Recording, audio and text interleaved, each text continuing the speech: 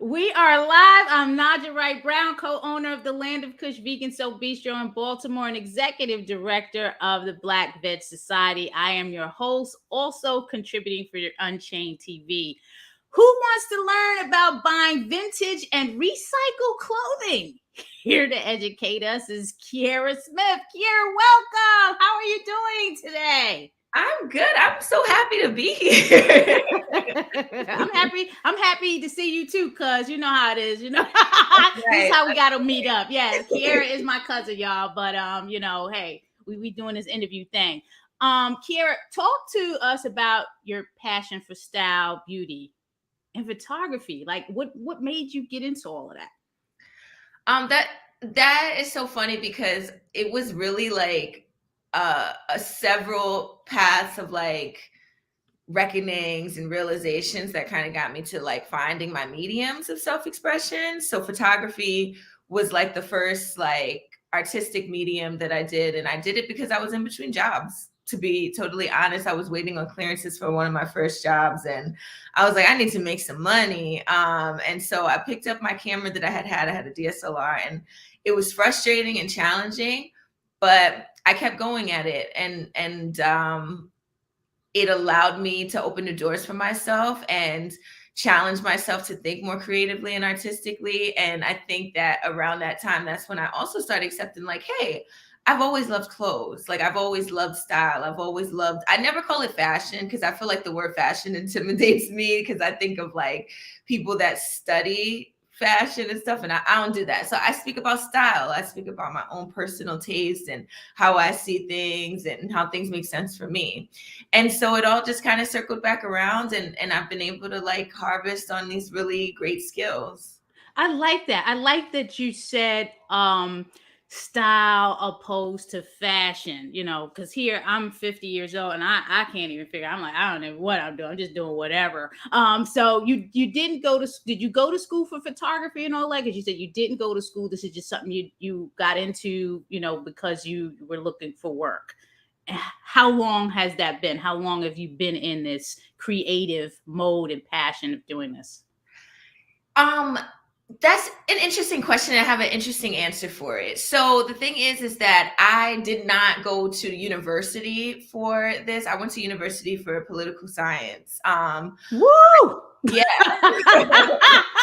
But I think that comes from these tropes that I grew up with, this idea that school was not for me to do creative things, right? School was for me to develop things that were professional. At least that's the messaging that I felt like I was receiving for like the first 21 years of my life. And so when I made the decision to go to school, it was to follow in the footsteps of people that I had seen and follow the footsteps of things that I had known. And for when it came to creativity, I always known people to have hobbies, but I didn't know it really critically to know it as a career path or something to pursue, especially when you go into a school as expensive as mine. It's kind of hard to like make an argument for that, or it felt like that at that time. So I think that when people ask me about my creativity, I don't know about it having any type of educational catalyst in the traditional sense. I think what happened with me was like a reckoning, an unlearning, and an acceptance that we're all creative beings, right? And it's just the means in which we tap into that creativity, and that comes out through a multitude of different avenues for anybody. And so this was just kind of the way that mine started unfolding. And I, to this day, I like pick and choose at titles because at the end of the day, I'm just like, I just want to do what I want. I just want to do what makes me happy. Can we get some snaps for that? I love it. I love it. I love it. And yeah, when you talked about the school and, unlearning things and the fact pushing you to, that whole professional corporate mindset, and you really sat back and looked at, I want to be creative. And I love it because that's what I'm doing with my daughter now. Like, your creative self is lost sometimes in school and corporate, and we need to bring that back. So I'm glad that you recognize that early. So let's talk about the reasons for your purchasing vintage and recycled clothing. Like, people used to look a certain way or look down upon that, but it is like a major trend right now. And I'm also learning it's eco-friendly, which, hey, educate us on about that. Why are you choosing to do this?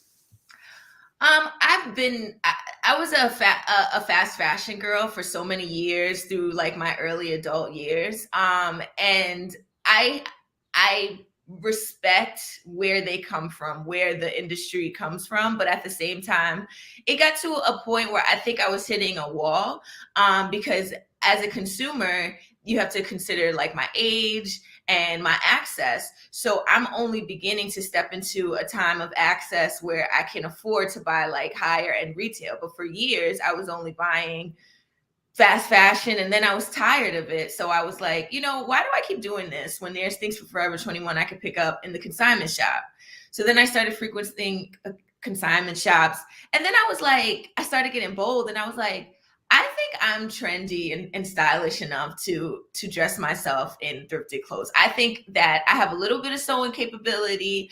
I have a little bit of a creative vision. I think that I can go into a Goodwill and fleek a couple of outfits. Like I really believed I could do that. And that's what I set out to do. And it's a challenge for me because when I walk into fast fashion stores, I'm bored, right? Like I'm like, okay, this is stuff that's kind of cute now, and it's going to go out of style really fast. But when you think of the cycle of a garment piece, right? Like a lot of those fast fashion clothing items end up right back in the Goodwill, like maybe one season later, if not the same season, right? So if I'm only looking for fast fashion, I could easily find it in a Goodwill. But if I'm also looking for unique statement pieces or things that I don't have to worry about running into somebody else at a party, and which has happened to me, I know that I can rely on just the time and effort that it takes to peel through clothing that has been worn but loved and find something valuable again. And I think it matters because I think that we should be challenged in this day and age, especially with the state of the climate and just the way that businesses operate, to reckon with the fact that so many clothes end up in the landfill, right? Like so many of the things that we purchase end up right back in the landfill. And if we're just repeating styles and we're repeating trends, then I think it could benefit us all to look at thrifting specifically, not just consignment and vintage, but thrifting specifically as a valuable consumer, a valuable way to build your closet and your wardrobe. I love it. So if you're just tuning in, we're talking to Kierrah Smith, who is a photographer and a beautiful, lovely stylist. We're going to get into some other stuff that Kierrah does, but she's talking to us about why she's interested in purchasing recycled and vintage clothing. And I'm learning about the eco-friendliness of it. I was looking at a blog earlier yesterday and learned some of the things about vintage clothing not requiring new resources or energy. They tend to be higher quality, which means they'll last longer. You save something from going to the landfill when you recycle clothing, and you'll support sustainable fashion or styling, So this is all things that I'm learning as well, because I used to buy it for my daughter when she was young. And I've purchased a couple of pieces myself.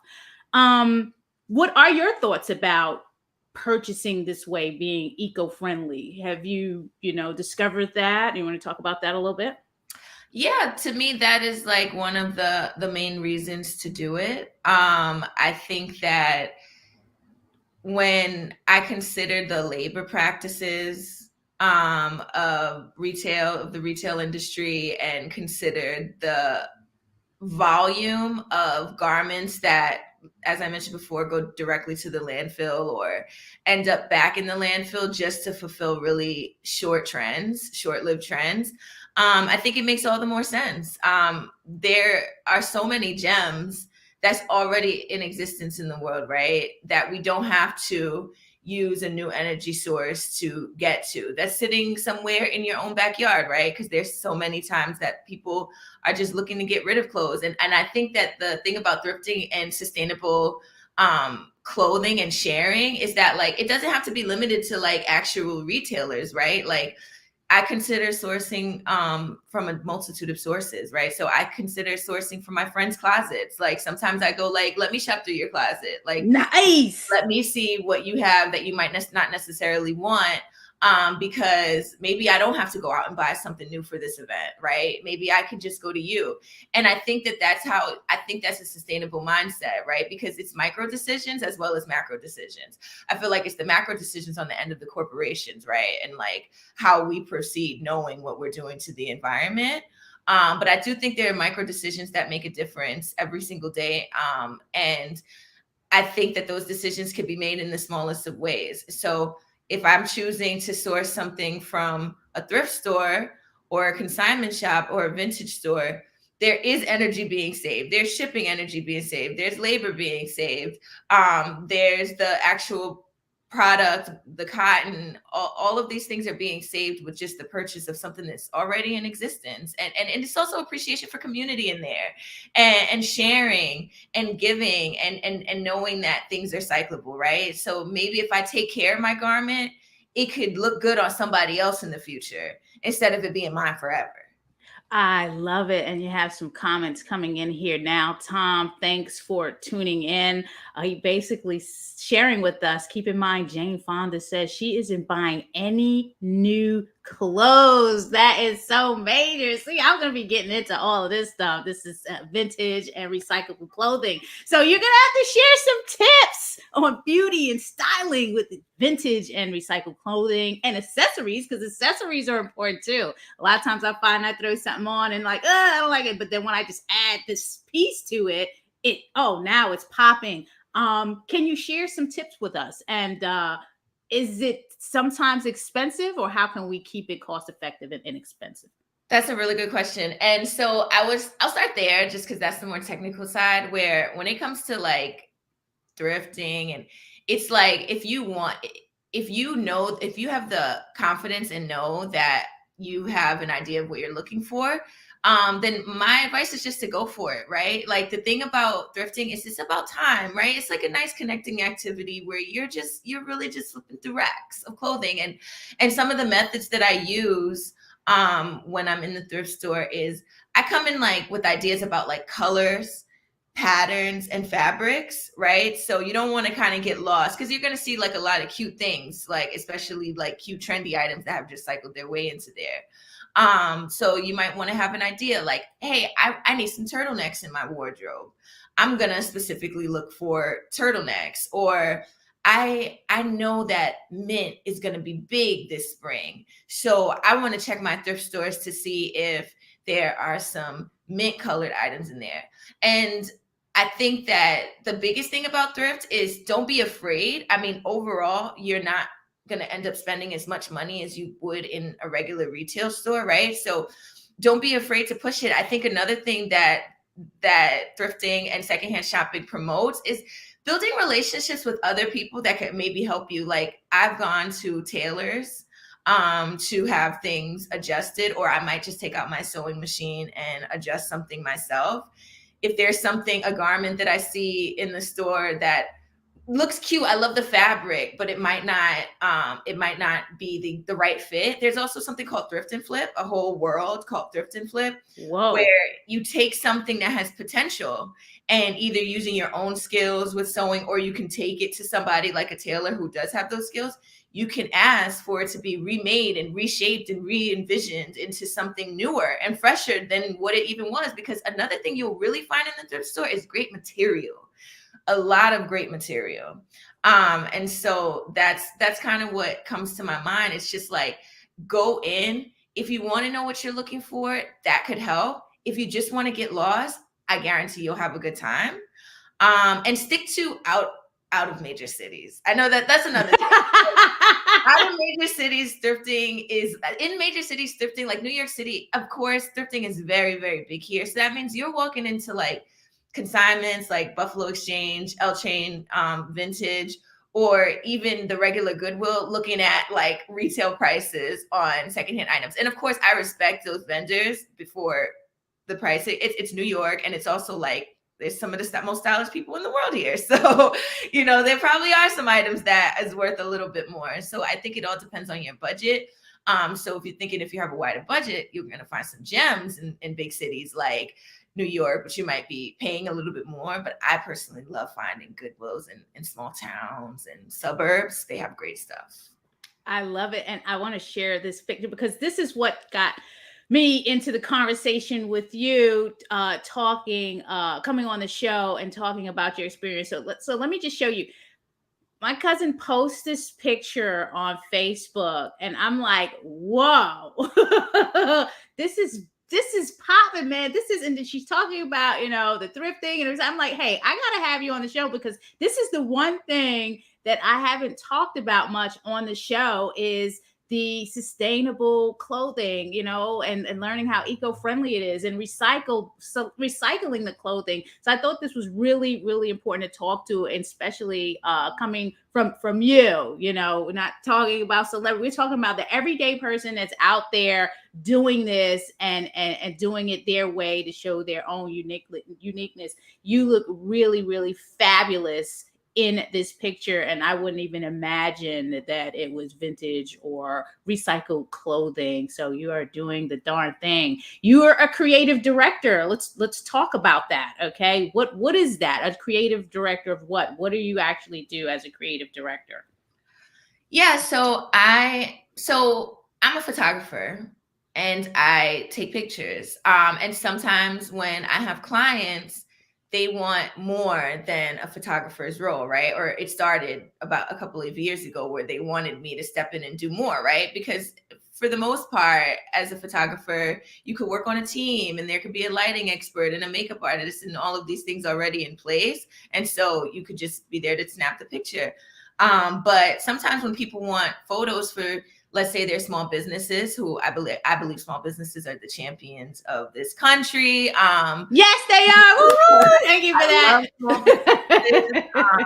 And you have small businesses that have big visions, right? And it's about execution, but for them, they might not have stepped into the creative space at all.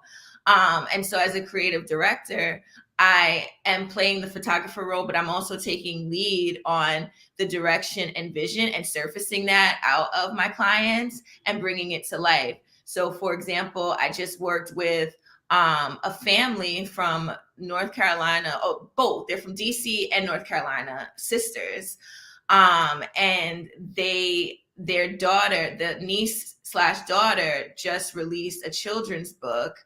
And they wanted to do the promo photos for it. So with them, I worked to come up with a creative storyline for the rollout, a visual story that we were telling, that told a story of freedom of expression, because that's what the books are, in line with the theme, freedom of expression and childhood innocence and playfulness. So we came up with this sleepover photo shoot theme.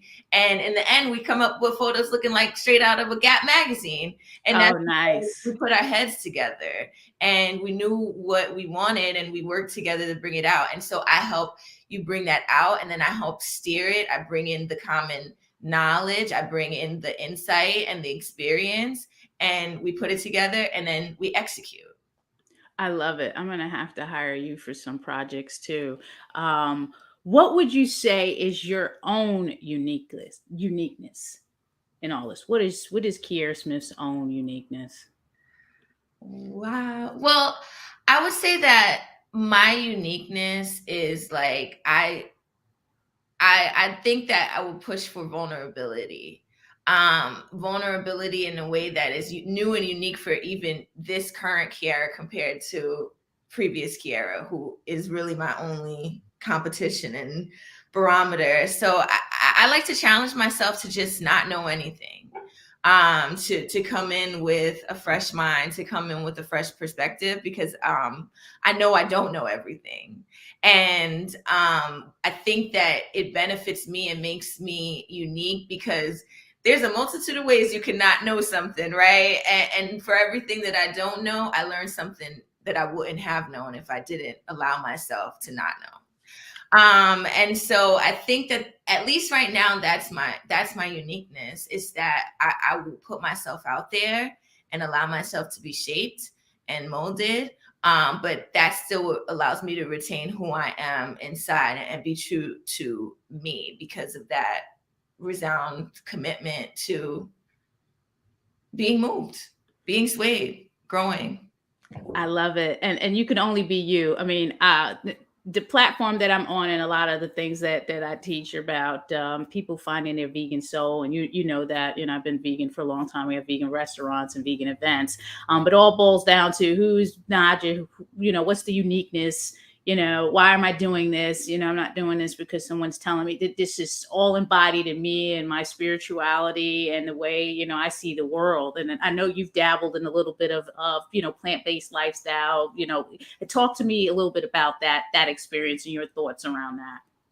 Yeah, so I got into veganism, I want to say 2013. And I went through some changes throughout over the years, but one thing that veganism has taught me is like respect of body, respect of self. I think that it's one of the most enduring lessons that I've ever learned in life was when I sat back and looked at my diet and how it affected me and my body. And that is what made me a believer. Very, very early, because I was like, how can it not be true if I used to wake up feeling like this, but now I wake up feeling like this? And how could I ignore the correlation to how much my days go better when I'm in a clear state of mind? And so that's why I make it a priority. And I think I've also even learned even more lessons from there, because I think even in the beginning, I was a no sugar vegan. But then I still did a lot of carbs and this, that, and there. So one of the things in my journey is plants first, right? Like plants very first, and everything else second. Awesome. Thanks for sharing that. Yes, we're looking at a plant-forward future. And, whether you're going fully vegan, for the ethical reasons, our environmental diet, plants first, because when you eat things that are living, your body's going to feel better. Are you interested in becoming an image consultant at some point in your life, in your career? Have you thought about that? It's so funny because I never really thought about it. I kind of did it as like a thing for me. But since I've been more public with my creations in terms of wardrobe selections, I would love the opportunity at least once to help someone. And so, yeah, I would definitely consider it if it came to me. I don't know if I'm searching for it, but if it came to me, it would be really cool. Awesome. Well, it's been a pleasure to connect with you, Kierrah. Thank you for so much for coming on. How can people connect with you for more ideas and tips on style, beauty, and I know you don't want to say fashion, but some people see it as fashion. Do you have a blog? And if they want to connect with you on your photography, how can people connect with you? I have a blog on my website. It's not super active. It's mostly a picture blog, an image blog, but people can connect with me in terms of the thrift and sustainability creations that I put together on my Instagram. That's at Kierrah Jordan, Kierrah Jordan, as well as my TikTok, which is also at Kierrah Jordan. And then my website does just have all of the things that I do, and that's kierrahsmith.com. Anything else that you want to share to the viewers or anyone that might watch the replay? Any strong messages before we close out? I think that I would say, listen, if your wardrobe needs some sprucing up, don't be afraid. Step into, don't be afraid. I know some people have it on their list. I always stop talking to me, Kierrah. You talking to me, man. I got stuff from when I lived in the Bronx back in the 90s.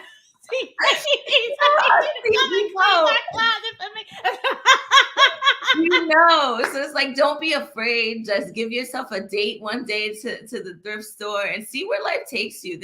I also love the home decor side of thrifting as well, which is another thing that I do too. So definitely go venture out, try something new if you haven't.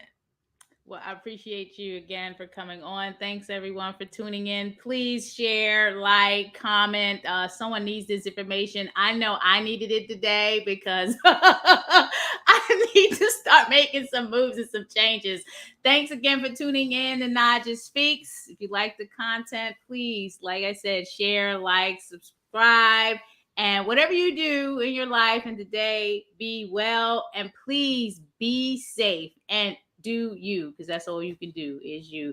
Thank you and enjoy the rest of your day. Have a good one.